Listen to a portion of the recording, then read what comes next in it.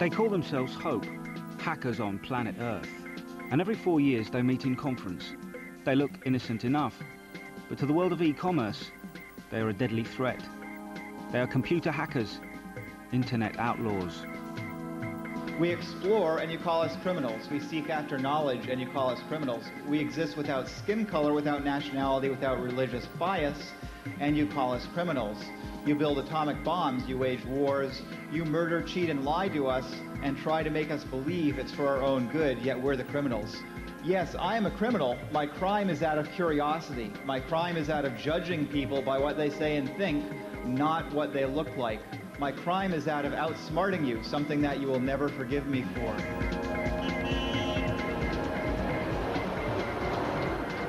This is a big hackers conference, so we're attending this to find out what else we need to do to attend people. So it should be interesting. I'm not sure how forthcoming the hackers will be with us. We'll probably try to be a little bit discreet. The last time they had a HOPE, all the businesses in New York went onto an alert status because they were so concerned about all these hackers being in New York at one time. People were actually really hacking into sites from the HOPE conference. With the law enforcement presence, I'm sure that the New York High-Tech Crime Squad and the Secret Service here has got an elevated status of monitoring going on as this conference goes on. In this New York building, more than 50 law enforcement agents have been brought together by the US Secret Service to fight cybercrime. New York is the financial capital of the world. We can't afford to let the companies, the victims that are being targeted, go offline very long. If they go offline for too long, then they're out of business. And it's time sensitive. You can't afford to let Wall Street go down. The financial institutions here in New York City, the New York Stock Exchange, the NASDAQ.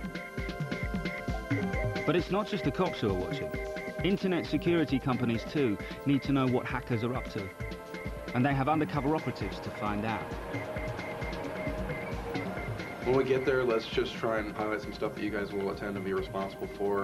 And I think we'll just kind of wing it from there. Certainly if there's any software being handed out, you know, we talked about that before. If you you know, there may be an opportunity for you to pick up a CD of goodies from somebody, if that's possible. You know, we'll do that, and we'll certainly, I'm sure, be seeing some of our old friends there. Yeah, let's go. Come in.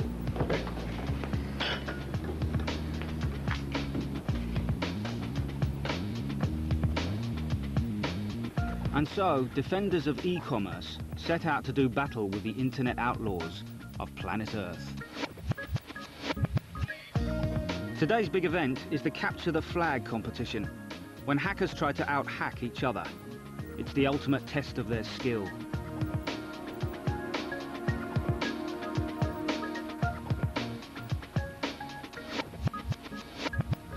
Any questions on that? Anybody have a honeypot? It's another opportunity for insertion. But for John and Alan of Internet Security Systems, it is also a unique opportunity to monitor the latest advances in hacking. Certain common documents people would want to counterfeit, like currency, that sort of thing. And if you try to copy this on one of these high-end color photocopiers, it'll shut the machine down and put it into a mode that says error code such and such.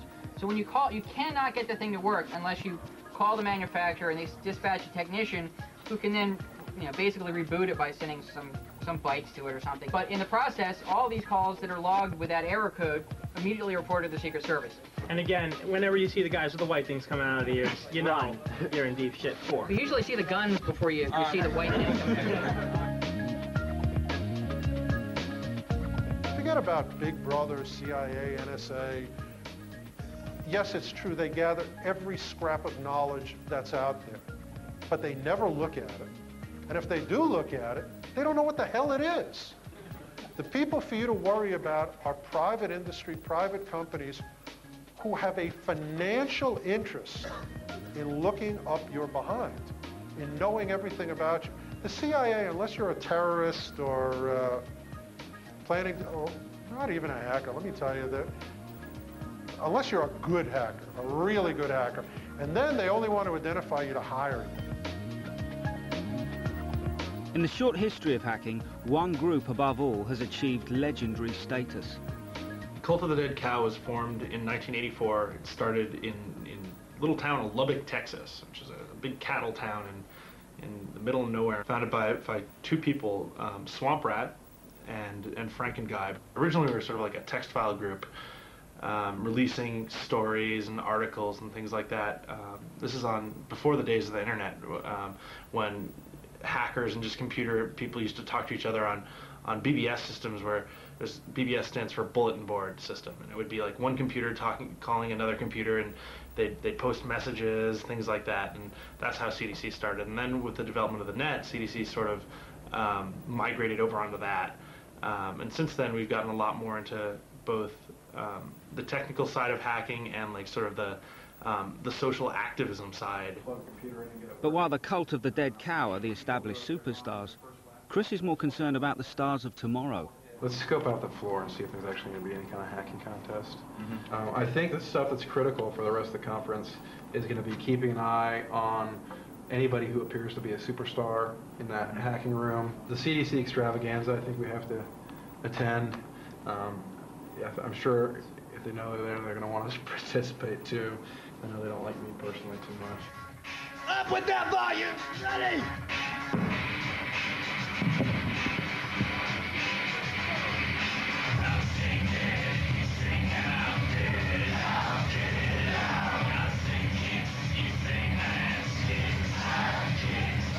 The most popular operating system in the world is Microsoft Windows. The problem with these, especially with 95 and 98, is that they have no computer security whatsoever. This has been well known within the computer industry for a long time, and people have complained to Microsoft, but Microsoft has never done anything about fixing it. Because of this, what we did is we went around and we looked at like all the various holes that people have exposed in Microsoft Windows, and we bundled all these holes up together and built a tool to try to take advantage of that. The original tool was called Back Orifice.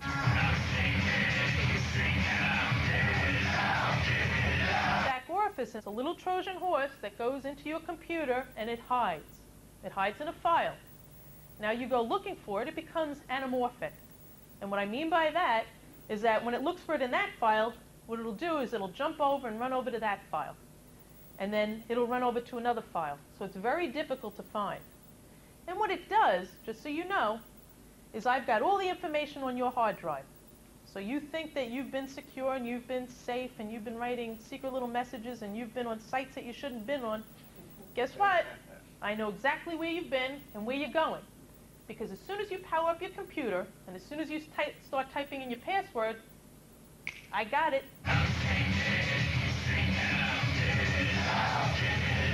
The way that Back Orifice works is that it allows someone, say a hacker, over the internet to run a program on your computer, and then once that program has been run, the hacker has more control over your computer than you would actually have sitting at your computer.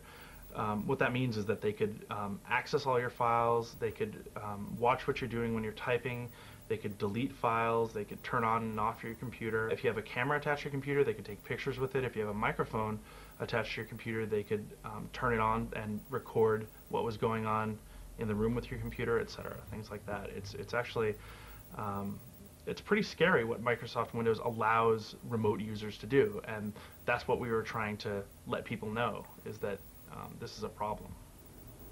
In 1999, the Cult of the Dead Cow updated the Back Orifice program with a version for Windows NT called Back Orifice 2000, and they added some additional functionality, such as the ability to spy on a computer. If you have a microphone or a quick cam adapter plugged into your computer, a hacker with Back Orifice can actually turn on the microphone and listen to what's going on in the room, or turn on the camera and see what's going on in the room, as well as other things like intercept passwords for bank logins, or basically take full control over your computer.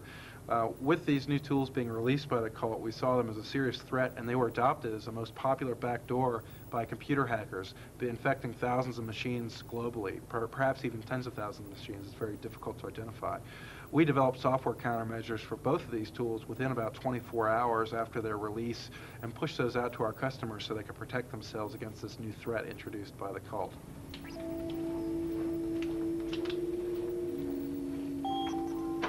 But if it's one thing stopping hackers getting into your computer, it's another trying to control a computer virus. This man is a computer virologist, and his company has developed an immune system that can kill most viruses in seconds. Each day, our customer sends us a floppy disk which contain potential viruses. And what we would do is we would actually scan these floppy disks with our latest version of Norton antivirus. Day to day, we can get anywhere from 10 to 30 new viruses. In May of 2000, we actually got 25,000 submissions. These are the files they have sent us with potential virus in them. This is terrible! What a nightmare! How are we going to save them? We must make a sexually transmitted computer virus. Start programming! Start hacking! Transmit! Transmit! Transmit! It seems to be working! We appear to have done it! Thank God! Go, CDC, go! If you think your computers are safe, ha, ha, ha, ha. No way. Absolutely not. When I go on the internet, first of all, I've never ordered anything online, and I never will. Never's a long time, but I never will. I don't care if there's 52 firewalls at the other end. I'm not doing it. Because it's very easy to get your number over the internet. I can do it like that. And any other information I want to get about you. If I want to find out where you live now, I can get that information very easily. If I want to get where you lived before, I can get that too. If I want to get your home number, I can get that. If I wanted to get your shoe size, I would venture to say I could get that over the internet. There are actually more ways to break into computers than there are computer viruses on a daily basis. Hackers are uncovering new ways to break in every day, and they're using them to break into systems, deface web pages, steal money from bank accounts, and shut down e-commerce systems with denial of service attacks that allow no one to actually do business on the internet.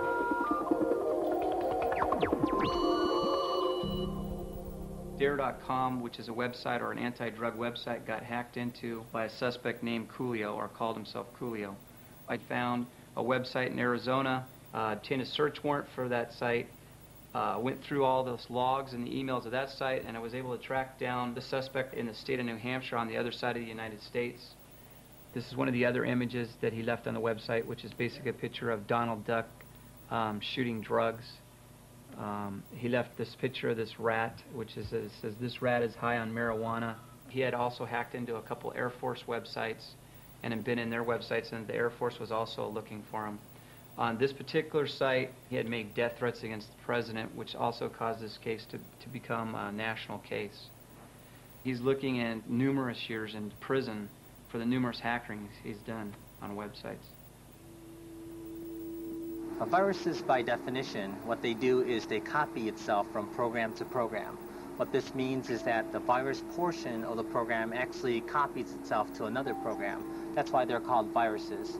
What often you hear about viruses actually doing something very bad, well, what they're basically talking about is often these viruses, they just don't replicate, but they often have what we call a payload. They actually do something. This can range from displaying some visual message, sometimes pictures, sometimes text, or sometimes it does things like format your hard drive, do something very disruptive.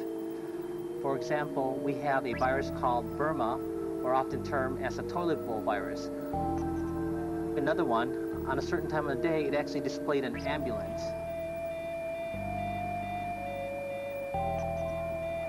One of the very popular ones is called Happy 99. This is one of the most prevalent worms or viruses that are out there today.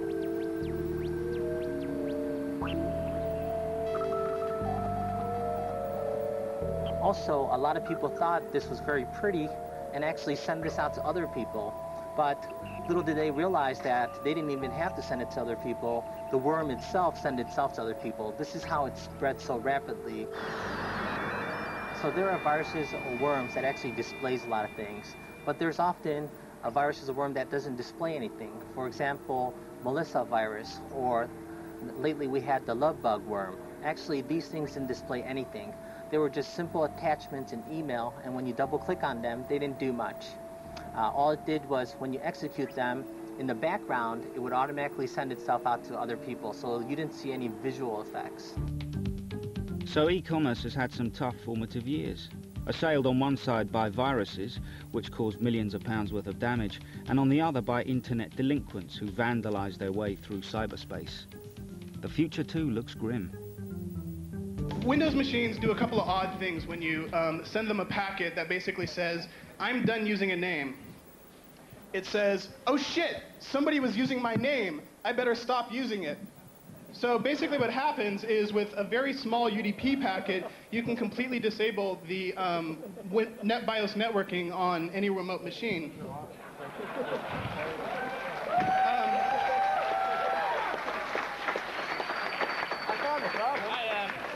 I notified Microsoft about that about 4 weeks ago this Tuesday, actually. When I first notified them, they said, oh, yeah, actually, we were just about to come out with a patch for that. But we're going to delay it now that you told us something we already know about. Oh, and we can't credit you because we already knew about that, and yada, yada. Frequently, when a hacker identifies a new way to break into a computer system, they actually publish that tool and make it available to others under the pretenses of doing that to encourage people to improve their security. However, what that does is it enables individuals who don't have that skill set to identify that really technical way through programming and knowing machine code to break into that computer. It allows anybody with an internet connection to go and start hacking machines. When Windows machines start up, they send out a packet which says, hey, I'd like to use this name. Is that okay with everybody? So one of the other things my program does is say, no.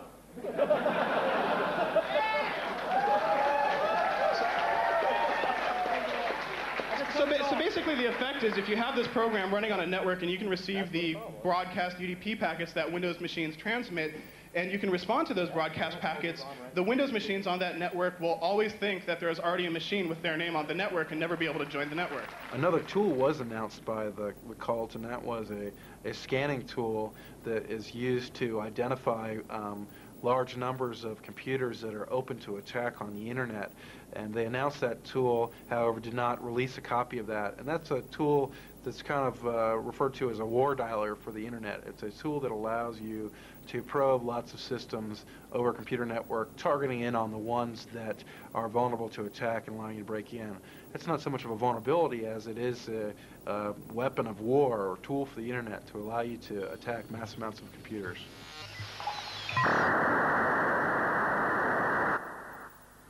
Today we're putting out a lot of hacktivism apps, trying to push hackerism into a new frontier, a new definition. We're trying to change the definition of hacker into one that means a Renaissance person. A lot of people who don't even have internet connections, a lot of people in North Korea, Cuba, China, all over the place who have some access, but they can't see the entire internet. So we've decided that they should be able to see that. We're putting together a crack group of hackers outside of the CDC. I recruited them personally just last week. Got a piece of raw meat, threw it into Times Square, and I hired the first 5 guys to bid into it. One of them, Bronkbuster. Another guy you might have heard of called the Mixter, German hacker. Yeah. There are 3 other guys, but I can't quite mention the names right now because they have very important jobs and they don't want their names mentioned with this product just for now. The critical element in evaluating a hacker conference is really for us to identify the components and areas of the hacking conference we need to attend. And we look at them both from a technical arena, where we identify different technologies that will be discussed by the hackers that require our attention. And additionally, we have to look at it from a social perspective, in that we have to identify where the hackers will be grouping together and going out for drinks or for dinner, and try and attend those venues so that we can get to know who the players are on the computer underground. Beer and banter aside, this is a war with very high stakes. If e-commerce gets it wrong, the consequences could be catastrophic. A denial-of-service attack is the big corporate nightmare, when hackers so flood a system with requests that it crashes. We've got an alert on the ERS STF NSX01 sensor. Core sweeps are generally somebody looking for a weakness in a server until it's accompanied with it coming from, if we get multiple sweeps from the same source, then that's enough to warrant perhaps blocking that IP or some other action which Doug will decide what's appropriate. The potential hacker followed up with a couple of tools, a tribe flood attack, which is generally a synchronized attack from many servers, as well as a couple of other tools, standard package tools for finding vulnerabilities. It's a denial of service attack. Here they come again. Looks like they are trying to do the denial of service attack.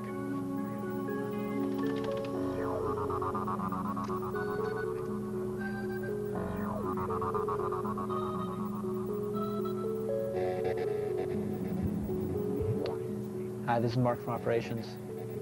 Yeah, we have 3 more identical alerts to the last 3. Same host name. Okay, bye. So the attack is going to continue, and as the emergency response service team member, Doug, will contact the customer and advise on the appropriate action. I would go to the firewall that you have sitting in front of this web server and deny all packets that are coming inbound from these 2 addresses. When an attack comes in, it can involve 2, 3, 4, any number of computer systems on down the line. Hackers will often go through many different computer systems trying to mask their actual origin, where they're trying to come from. We monitor sites in the computer underground, websites that hackers use to trade their secrets or exploits. We also monitor the internet chat rooms where really all the deal making in the computer underground between computer hackers takes place. This is a really anonymous area that allows hackers to take on their own identity and protect themselves from tracing while able to freely converse and trade in the currency of the computer underground. The currency of the computer underground consists of things like exploits or almost weapons, like a new gun to break into a computer system. It also consists of actually trading systems that have been broken into. So for instance, maybe one hacker wants to break into a system or website that he's not able to. He's able to trade some other hacker a different website or maybe a bank that he compromised in exchange for the website he wants access to.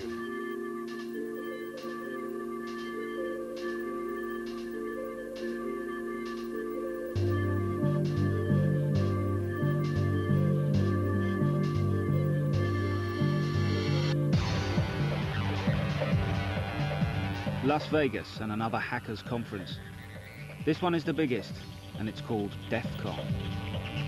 It's going to get worse, a lot worse than what we're seeing now. Without proper protection and without updating your DAT files as you should every week or every day if possible, you're just asking for trouble.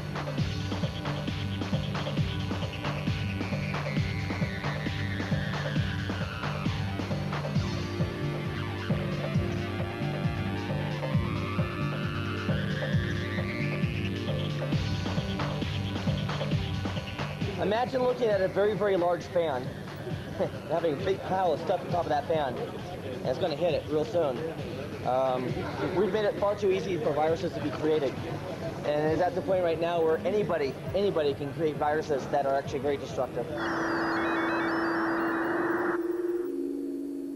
I think the most dangerous thing a virus or a worm can do in the future is that it can probably steal things from you, and also send this to people you don't want to be seen. For example, you can be writing an important document, very confidential information, and maybe you can be infected by a macrovirus which would automatically steal this document and the content of it, and not just send it to people you know, but maybe even post this to things like news groups or some website where it's accessible by somebody. So I think in the future, we're not just going to see disruptive virus. I think we're going to see viruses and worms actually export data out of your machine.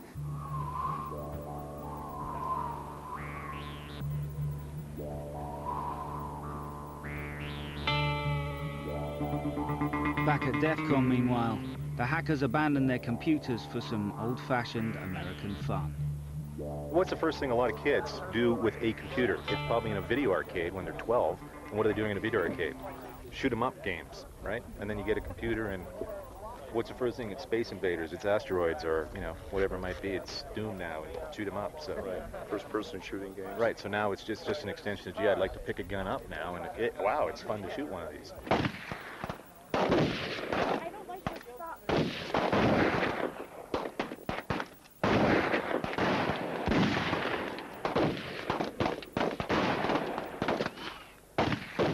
I'm a systems analyst, and I use it to check information systems for security. I do that as well. And of course, I do other things with it that I usually don't talk about. So what are they? Oh, no.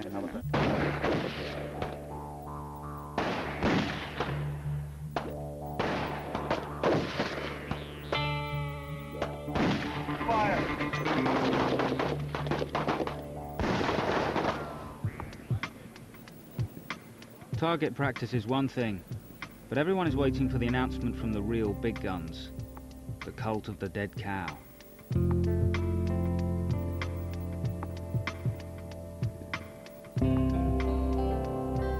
Everyone who is anyone in the great cyber war is here. College nerds and corporate agents, cyber cops and cyber crims.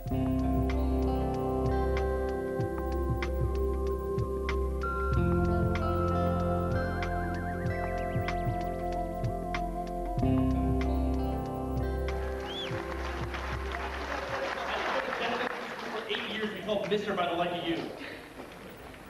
So, we released Back Orifice 2 years ago and BO2K last year. There was a lot of sort of like flack, and that's not what CDC's about. We're not a software company. We've been around since 1984. What we are, basically we're... Alan from Internet Security Systems is here. So is Motoaki from Symantec. Waiting, watching. And that's what we are. We happen to have released a couple of tools, but they were a means to an end, as opposed to the end being global domination, of course.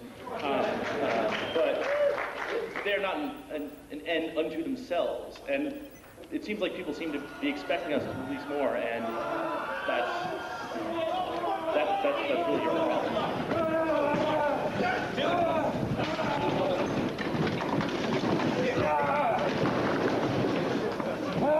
The big event was the CDC conference, which was pretty much of a disappointment.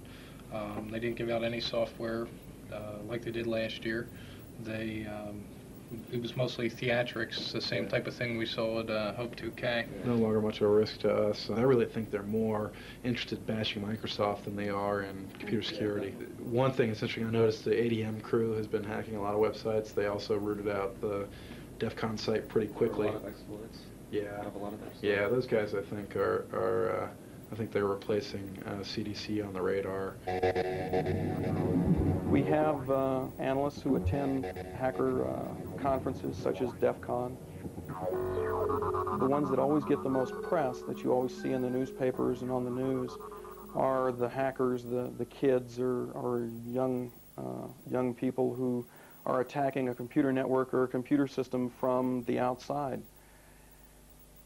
Yes, those do exist, but that's not actually where the greatest threat comes from. The greatest threat actually is from the insider, if you will. If you stop and think about it, the person that's inside, employees, people that actually belong on that network, already have some of the keys to that kingdom. They have a legitimate account and a legitimate password that they can use to get on that system with. And that's always the first goal of any hacker, is to get a legitimate account. Once they have a legitimate account, then they see what they can do to expand the privileges and capabilities of that account to get to other places within the network or other places within that system. The motives run the gamut. They can be anything from revenge to curiosity, money. When I conduct an investigation into intrusion into a company's network and it begins to look like it has in fact come from the inside, as an investigator, one of the first questions that I usually ask is who's recently been fired from the company, and when they were fired, what kind of access did they have, and was it a case where they left quietly or did they leave kicking and screaming? Quite often what we see on cases where the hacker turns out to be an insider, the motive is actually a case of revenge. They're trying to exact or extol some kind of revenge for their being fired unfairly, as they feel. Most organizations have a very hard to penetrate exterior to their computer networks. So from the internet or for dialing in with modems, it's very hard to break into those organizations. But once an insider actually works at those organizations, it's very easy to compromise those computer systems and traverse them. So once they're in the soft, chewy center, an insider is able to really compromise almost anything they want to.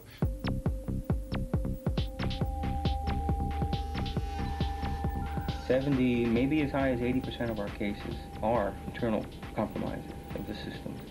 A programmer who developed and designed the program, the software programs for online trading, became very possessive of his product, which, by the way, belongs to the company that you work for. If you develop it and design it on their payroll, then it's not yours. It's not your intellectual property. It belongs to the company. The salary negotiation turned into an extortion, which caused the programmer, as a suspect now, to start denial of service attacks. Over a several-day period, he was effective in causing the server to go offline. That denial of service attack turned into a more deliberate and nasty, very nasty, full-blown hack. While we were there, the live hack came in. We did an online tracing of the Internet Protocol address, which took us back to a university. Not just a university, but a machine specifically at that university. It was electronic warfare in the trenches. He was trying to hack and shut down, and we were trying to track and trace. And so using trap and traces on the telecommunications side of the house, with the appropriate court orders from the United States Attorney's Office, this was a real live manhunt. And he was trying not to be caught, and we were trying to catch him. And he was trying to be anonymous, and we were trying to find out who he was. And so what happened was we were able to positively identify him, the suspect, at the keyboard during the time of the hack. That time frame that I just gave you took us 4 hours.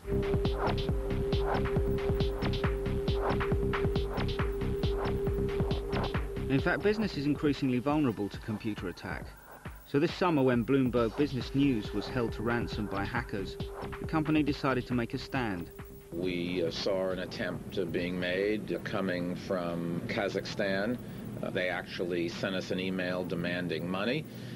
We immediately called the Federal Bureau of Investigation here in New York and commenced what turned out to be a 3 or 4 month sting operation to lure these people to a jurisdiction where we could get them arrested. When Michael Bloomberg came to the FBI, we took the extortionist email threat, and the computer squad traced that back to the country of Kazakhstan. We decided to have Michael Bloomberg meet these individuals in London. A meeting was arranged for Michael Bloomberg, the individuals that were attempting to extort him, and a couple of Metropolitan Police officers who posed in an undercover capacity. We decided that this might give a false sense of security to the individuals making the extortion threat, that they might be more willing to go to a neutral or third country as opposed to coming to the United States to collect the monies. And then a third reason was that we were aware that this would be an extraditable offense from Great Britain. We have got to be satisfied that a crime has been committed here in the United Kingdom. This clearly is a prerequisite of any request that we receive from any countries overseas. The FBI in New York were quite content that a crime, or an alleged crime, had been committed within their jurisdiction. As part of the demand for money, bank accounts had been set up in New York, London, in Europe, and in the former Soviet Union to receive the funds that had been demanded. The suspects turned up at the central London location at a hotel and participated in a meeting that involved representatives of Bloomberg and undercover officers. As a result of that meeting, there was clear evidence to indicate that the suspects, in fact, were involved in this email extortion. Sufficient evidence was gained from the interviews and the conversations that took place at the hotel that enabled Scotland Yard to arrest both suspects on behalf of the United States. Most companies, when they get attacked, invariably pay a small amount of what you can call ransom or extortion. because they don't want to run any risks and they don't want to tell their customers that they are vulnerable. The truth of the matter is everybody is vulnerable all the time. You have to be terribly vigilant, and I think that companies that pay extortion are making a terrible mistake. The reason they keep doing it is that so many people cave in and pay them a small amount of money. It's never a big amount. A big amount you couldn't hide, but a small amount you can, and this is why they ask for a couple of $100,000 in our case rather than a couple of $1 million. But if you start playing that game, you're going down a slippery slope. It's bad for your company, and it's bad for society. The analysts predict by 2001 there'll be 20 million individuals on the internet capable of launching a cyber attack out of the hundreds of millions of internet users. With these large number of people capable of launching attacks, and with this new complex software and technologies required to offer the depth of services we begin to expect in the internet market, these complex machines on the internet will have problems, they will have bugs, and part of that 20 million users will find problems with them and exploit them. We've made a devil's bargain, I think. We like the convenience and the efficiency of technology, and the price for that is going to be less privacy.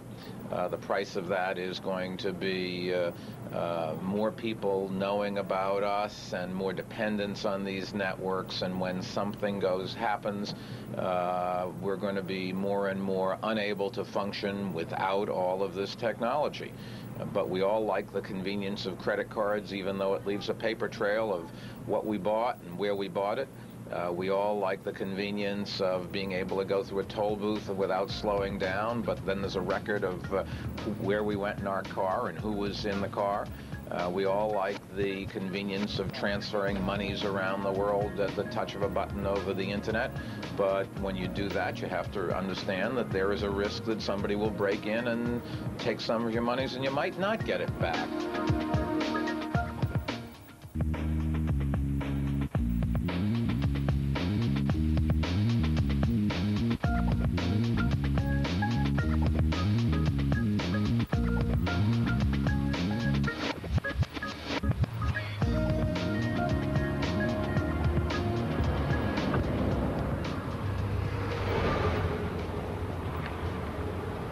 That good at quality. No, they're not, but they're still computer generated. You have a computer at home or anything like that, Corey? No, I don't. Your mom or anybody? No. Okay. You're positive none of your prints are going to come back on any of that stuff? This stack of paper is predominantly used with all counterfeiters. It's called MIPS paper. And the program that's used is called VersaCheck. And that's a program that you load into your computer, and you can process your own checks. All you need is somebody's check or a business check. And once you have the payor information, their financial institution, and a bank account number and routing number that's at the bottom of the check, you can pretty much transfer that anywhere. But this is actually the program that's used in order to manufacture the check. This shows the variations of the types of checks that you can order, and you can order these checks from this company. But not all computer crime requires a degree in computer skills. User-friendly software and high computer graphics have made counterfeiting easy. Even the onboard police computer is vulnerable to interference. We have an RD lap system, which is supposed to be secure, or the FBI said it would be secure for at least 10 years. That's not the case. I don't even think it lasted for 10 minutes. And all you need, basically, is a scanner that's been modified, hooked up to the laptop, and then you need the software and this smart cable hooked up to my computer, and now I can intercept all the mobile data terminal messages that I want. The scary part about this is that I know exactly where you are at what time. So let's say I sign on the terminal, I see Detective Ewell, shield number 2466, and my password. I get all that information based on that computer. Some people say, oh, what's the big deal if they read what's coming over to the MDTs? Let's say, hypothetically, that I'm shot and I'm being rushed to the hospital. As we all know, all that pertinent data is put on that terminal, and it's being transmitted as I'm being transported to the hospital. The only unfortunate part about that is that if I have one of these decoders, Now I can read that information. And let's say that person doesn't like me, and they see that I have A negative blood. Well, all they have to do is manipulate the information and put in B positive. So when I get to the hospital, I'm going to be fed with B positive blood. Not a good thing. Back in Sacramento, the forensic team is dispatched to a suspect's house. A lot of people that don't want us to find whatever it is they're doing, their files or whatever, they'll put in a program in shutdown, so when it does the normal shutdown, it goes out and erases those files. And then a lot of times not only erases it, but copies over it so it can't be retrieved. So that's why we don't do a normal shutdown. Another precaution we take is we'll make sure that the telephone jack is unplugged from the back of the CPU, because with computers, a person can be anywhere and come in remotely through the wires and erase what we're looking for. You have sold 10,000 of the counterfeit bills. Yeah. And your take is what? Nothing. I'll get a free pill You just get the ecstasy. Yeah. How does he make the bills? On his computer. Well, how much does he bring over to you at one time? The most he's ever brought over was 10,000. And all 20s? All 20s. Okay, but understand this, okay, Joe, is that we're able to, not myself, we're able to. She's able to go under there and bring up things that you have previously deleted. If you think that that's clean, it's not.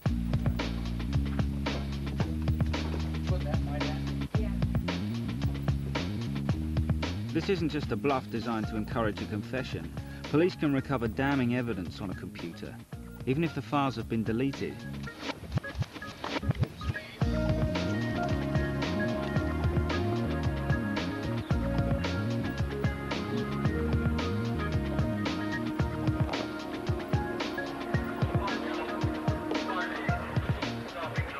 Once the computer is seized, the hard drive is removed and a perfect copy made.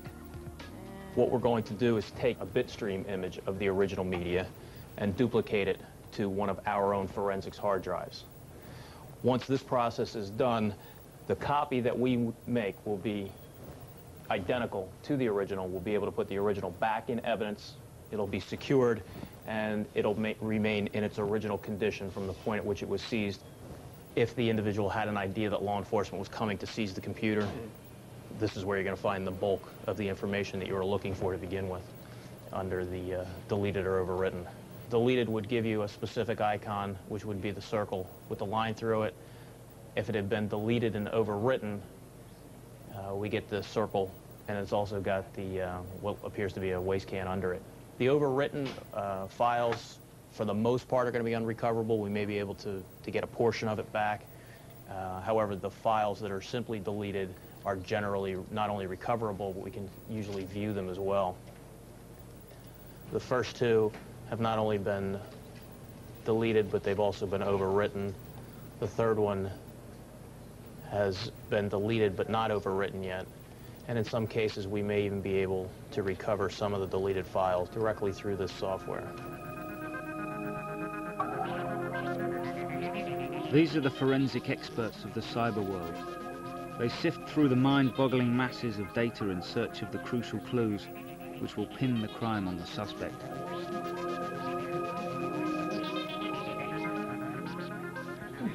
The biggest single commodity on the net is pornography. But here too the criminals leave a computer trail. We received information that a website was hosting child pornography. We then accessed the website via an undercover account and determined who the individual was that was hosting the website. We're in the process right now of finding the individual who it's registered to, and we're still in the beginning processes of the investigation. But it looks like we have enough to go on so far where we could follow up on enough leads. And there was definitely child pornography that was on the website. As the business community must deal with the threat posed by internet criminals, so society in general must confront the child pornographers and sexual predators who hide behind the anonymity of the World Wide Web. In Sacramento, an officer logs on to an internet chat room. It's the cyber equivalent of cops on the beat. I have the name of Sherry. I have nothing as far as age. or anything else on my profile. So usually when I'll go into a room like this, they will immediately hit up on me and ask me about how old I am and blah-da-da, this and that. And as we're in here, we're just going to hang out. We're not even going to say anything and see how long it takes before windows start popping up with people wanting to chat privately with us. Like here's one right here. And this person says hello, and I'll just answer back hi. And here's two more. And so here in a minute of 10 or 15 seconds, we got 1, 2, 3, we got 4 people that have hit on this person. And here's another one that just popped up. So he's asking me to tell him what I look like when I'm naked, so we'll make something up for that. So when I told him that I didn't have very big boobies and I'm not hairy, he smiled and says he likes the sound of that.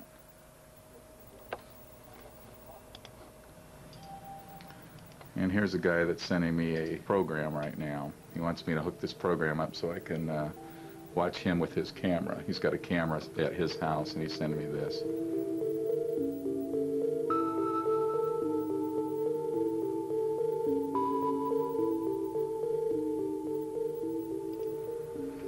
What he's trying to do is he's trying to send me a program that will allow me to video conference with him.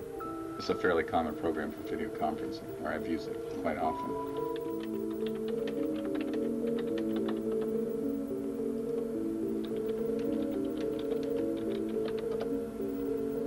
We're connected directly to this internet protocol address, so we could run a trace on that and find out where this guy is, roughly the city, and then work backwards from there to find out who he is.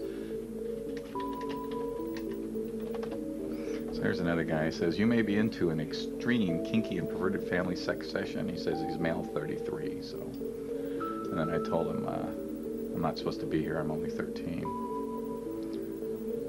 And he does a double smiley face when I tell him that, so he's obviously interested in that too.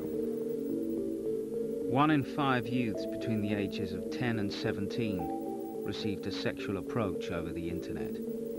Jason and I and a few other members of the task force posed as a 12-year-old boy on America Online and went to a chat room. We had a conversation with this one gentleman for approximately 4 months. Talked to him probably 4 or 5 times a week, and he flew in from San Francisco to meet with us. We couldn't suggest any kind of meeting with this person. We couldn't bring up any sexual talk or any innuendos. Everything had to come from him. So we just talked to him in a normal manner and just waited for him. So we were very careful on that issue. We were very careful. So careful that the defense attorney's not even going to plead entrapment. How about the fantasy defense? That's his whole defense, that he never once believed that there really was a 12-year-old boy, that... Even if there was, he was never going to meet with the boy. That's what he's going to try to use. Well, he's got to try something. Yeah. What's he looking at, 30 years? Yeah, 30 years. He's looking at 30 years. Well, do we have enough predisposition in conversation? Absolutely. Oh, yes. Absolutely. No doubt. It's always on the advance. He was on probation for being a pedophile. He was HIV positive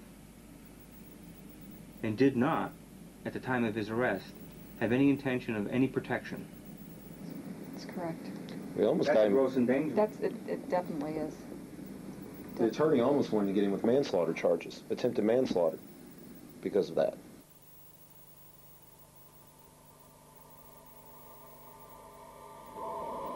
The internet is probably the greatest blessing to criminals that I can ever imagine. You can completely hide your tracks using different websites and programs on the internet where nobody will ever know where you were, where you're from, and where you went. You can become a ghost easily.